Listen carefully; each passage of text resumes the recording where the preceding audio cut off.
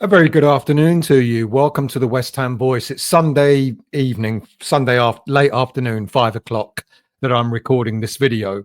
And it's not going to be a normal kind of video that I do. And I'm going to say right now that it's quite possible I might lose a few subscribers because of what I'm about to say.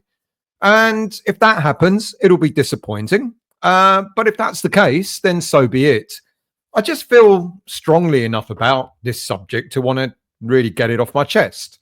Now, for regular viewers, those of you who watch me on a regular basis, you'll know by now that I try to offer a platform where all viewers have their say.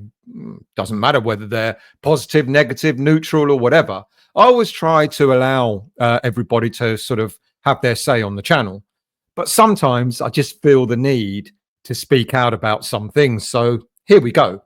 By the way, if you're new to this channel or if you're not yet a subscriber of the channel, please do consider subscribing after the video. And once the video is over, please do hit the like button, which would help. So, Graham Potter has been head coach of West Ham United since the 9th of January 2025. That's just over 7 weeks ago, a mere 52 days. And in that time, he's overseen 8 games, of which we've won 3, lost 4, and drawn 1.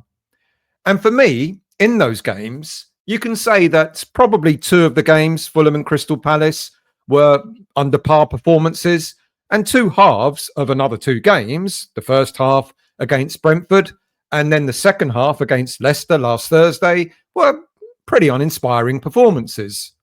Yet, in those 4 games, we amassed 6 Premier League points. And in the remaining 4 games, the other 4 games under Potter, the 2 against Aston Villa and the games against Chelsea and Arsenal, the performances we put in, I believe, were excellent.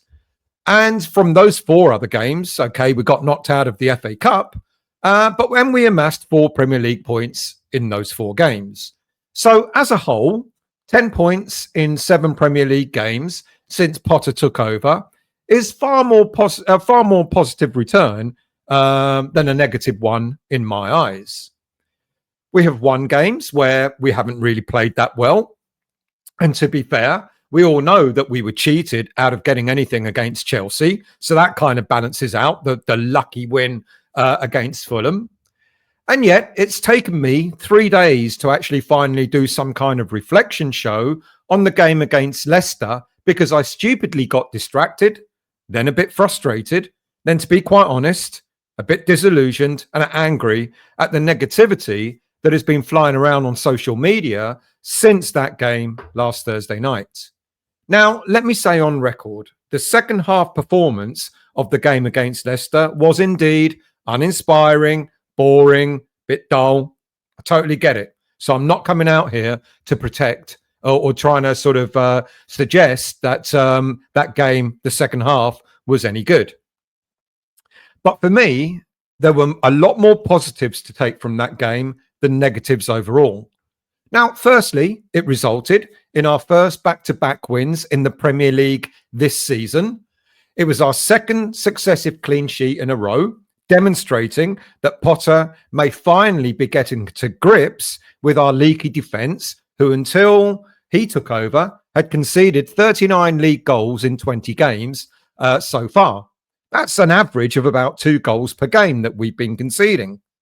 Whereas under Potter, we have conceded 8 goals in 7 Premier League games, which is an average of just one per game. So there's already a marked improvement in our defending. It earned us 3 valuable points to take us to virtual Premier League safety, 33 so far this season. And the game gave Potter an opportunity to field the same team for the first time under his tenure, giving the players themselves some level of stability to move forward on. We demonstrated that we were never really in danger of dropping into the relegation area. Yeah, okay, Leicester are an extremely poor team, but the game showed that we have got much more about us as a team than over the other 3 teams or 4 teams at the moment fighting relegation. And I feel quite positive that we will get the results that we need against Wolves, Ipswich and Southampton to further demonstrate that later this season. Sure, that sounds like a low bar, a low threshold to brag about that we might beat teams below us, but all points count no matter who we play in the Premier League. Now, some players are continuing to prove that they're benefiting greatly from Graham Potter. Areola in goal looks far more assured. Creswell has got a new lease of life about him. Kilman looks so much more comfortable in the middle of the back three. Tadibo is finally back and playing with a smile on his face. Wan-Bissaka continues to demonstrate what an absolute bargain he is for 15 mil. Okay, Potter didn't buy him, but you can see the how positive Wan-Bissaka is looking more and more in each game. Ollie Scholes is fitting in as if he's been playing Premier League football for years. And James Ward-Prowse, absolutely relishing being given a central role, a central part of this Graham Potter side since returning from his loan spell at Nottingham Forest. And all credit to Graham Potter for getting the best out of the players that I've named, plus the best out of some others that I've yet to name. So all these things I see as positives from that game and from the time that Graham Potter has been in charge of West Ham United. Sure, it wasn't a pretty watch, especially the second half, but for Potter and some players to receive so much criticism on social media seemed to me quite excessive. Look, had we lost that game, there would have been many more questions being asked of West Ham, and we would rightly be questioning some of Graham Potter's tactics and decision-making. But we didn't lose. We put out a pragmatic performance against a team who could and should have proved to have been much tougher opposition, but they could have proved to be quite difficult to play against. I talked about these are the sort of games that in the past that we probably slip up on. Given that they're fighting for Premier League status, I was quite surprised at how timid Leicester were. However, instead of doing a post-match reflection, I ended up spending most of Friday responding quite angrily at times to emails sent to me directly on my West Ham Voice email address, going on about how shit Potter is as a manager and that we will never move forward as a club under his tenure. And then I found myself doing much the same on that cesspit of a social media platform, Twitter. You see, the negativity made me feel as if I or any other West Ham fan should be celebrating the win. And some of the comments that were being made reminded me of the dark days when David Moyes didn't seem to be able to put a foot right when he was in charge of the club. It didn't matter whether we'd lost, won, drawn, or whatever during his time. He would get criticism for the style of football. And it seems to be that we're creeping back into that now. It seemed at the time that whatever David Moyes did, some sections of the fan base were going to use their social media platforms to tell us all just how shit and lucky and boring Moyes was when we won and how much shitter and boring he was when we lost.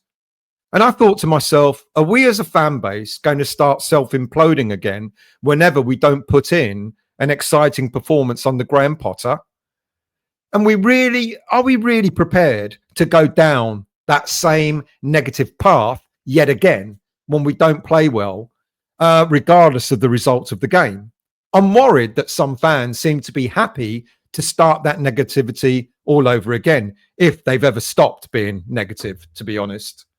Now, Potter has barely been in charge for 2 months, hardly any time to settle, yet some of the team performances should be applauded in some of the games that we played. Now, I said this a few times over the past few weeks, that I'm really worried that sections of the fan base seem to have zero patience, zero tolerance in allowing anything to develop over time. We demand instant gratification and we fully expect to beat every team playing exciting football all the time. And I know what some will say, oh, absolutely not. So long as we play exciting football, we don't care if we win, lose or draw. Well, we all know that that's a complete load of tosh, because out of the 8 games that Graham Potter has been in charge of, we have played exciting football in half of them, yet until the Arsenal game, many fans were getting anxious and worried that we had only won 1 game under Potter, and that, as I've mentioned, was the apparent lucky win against Fulham. And even the win against Arsenal was highlighted as a typical Moyes-like low block tactic, when we all know that that was total nonsense as well. It was a fantastic technical performance against Arsenal, using 2 players up front to stretch Arsenal when we got the ball. Now tell me the last time we played 2 up front. Moyes would never have done it. Lopetegui certainly didn't. In fact, probably the last time we played 2 up front was probably under Pellegrini's era. Yet instead of crediting Potter for technically outclassing Arteta, the critics immediately saw similarities to that of David Moyes. And maybe that's where the negativity sort of like seeped through after the game against Leicester. You know, fans calling the win against Arsenal low block, then seeing an uninspired performance over a struggling Leicester. Look, for me, the only games one could really question Potter was the first half against Brentford and the second half against Leicester. It was totally wrong. It was a totally wrong team performance and approach against Brentford, and we should have been more aware of how fast they start their games. And against Leicester, perhaps we should have gone at them a bit more, but we simply didn't need to, because the game was won from the minute we scored our first goal. Their heads went down and they had no response. Okay, the subs didn't work against Leicester, but I understood why Graham Potter wanted to give some players a run out. And all right, it made for a more disjointed second half. I agree with that.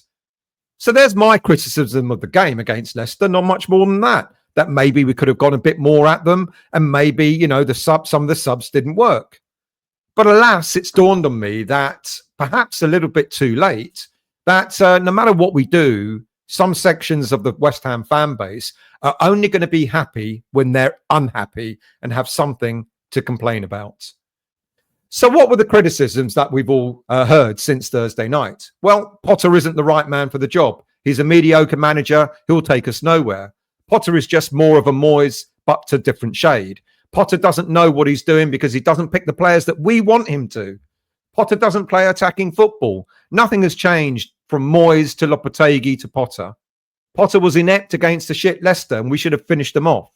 Potter's subs are rubbish. The players Potter brought in are all rubbish. Why didn't Potter play Ferguson from the start? The man is clueless.